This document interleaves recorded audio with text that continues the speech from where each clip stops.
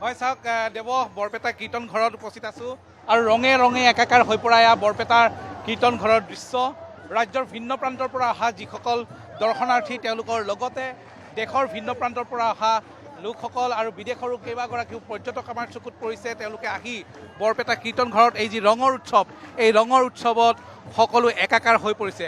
হোলী গীত চলি আছে, বিভিন্ন ধৰণৰ দল এইদৰে ল'ৰা ছোৱালী ডেকা গাভৰু জ্যেষ্ঠসকল সকলোৱে এনেদৰে পৃথকে পৃথকে বহি কেইবাটা গ্ৰুপত হোলী গীত পৰিৱেশন কৰি আছে। আমি এটা হোলী গীতৰ দললৈকে সোমাই যাম। হোলী গীত চলি আছে, অকণমান যদি সোমাই দিয়ে, অকণমান যদি ৰাস্তা দিয়ে, অকণমান যদি আছে, এইদৰে হোলী গীত চলি আছে। আমি অলপ হোলী গীত দেখুৱাই ল'ব বিচাৰিছোঁ। সুগন্ধিয়া বীৰ আকুৱালি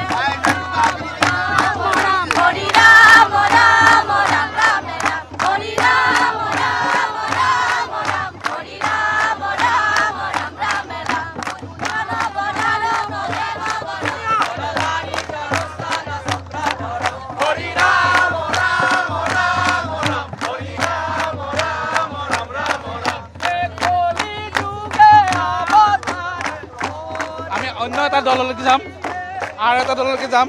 এইদৰে হোলী গীত, এফালে যদি হোলী গীত চলিছে, আনফালে কোনো আনন্দ উৎসৱত মতলীয়া হৈ পৰিছে। আমি আৰু এটা দললৈ যাম। এইদৰে জাত জাত হোলী নামৰ সুৰ চলি আছে। আমি আৰু হোলী গীত শুনিম। এইফালে অকণমান ধুনীয়াকৈ বহল লওঁ।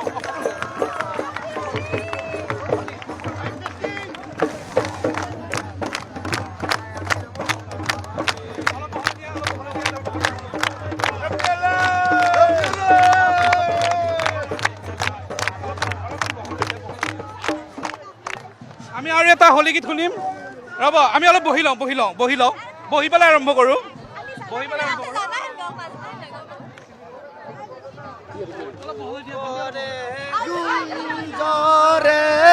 কিবা তৰি পায়, কিবা তৰি পায়, চুমা চুমি কৰে ফুলে মধু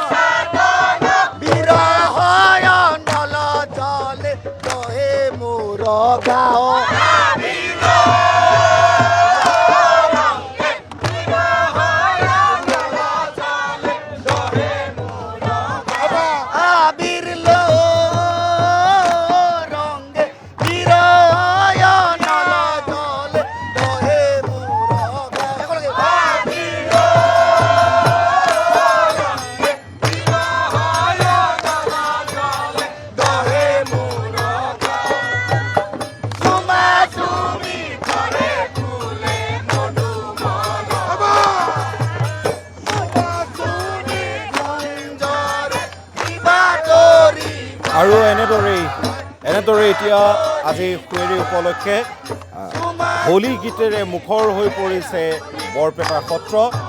জ্যেষ্ঠ সাংবাদিক অমৰেন্দ্ৰ ডেকাক এই মুহূৰ্তত ধন্যবাদ জ্ঞাপন কৰিছোঁ।